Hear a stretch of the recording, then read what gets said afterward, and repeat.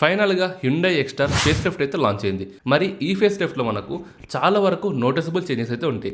అది ఎక్స్టీరియర్లో కానీ లేదంటే ఇంటీరియర్లో కానీ దీంట్లో మనకు చాలా వరకు నోటిసబుల్ చేంజెస్ అయితే కనిపిస్తాయి. సో ఎక్స్టీరియర్లో వచ్చేసరికి ఫ్రంట్లో గ్రిల్ కానీ బంపర్స్ కానీ అండ్ అలానే రియర్ సైడ్లో మనకు టేల్ ల్యాంప్స్ కానీ డిజైన్ కానీ దాంతోపాటు సైడ్ డిజైన్ అండ్ అలానే అలావిల్ డిజైన్ దాంతోపాటు స్పాయిలర్ డిజైన్ ఇలా మనకు ఎక్స్టీరియర్లో చాలా వరకు చేంజెస్ అయితే చూస్తాం.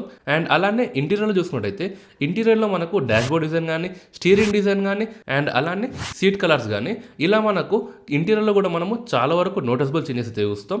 అండ్ అలానే ఈ కార్ యొక్క ఇంజిన్ గురించి మాట్లాడుకుంటే ఈ కార్లో మనకు 1.2 లీటర్ 4 సిలిండర్ పెట్రోల్ ఇంజిన్ అయితే వస్తుంది.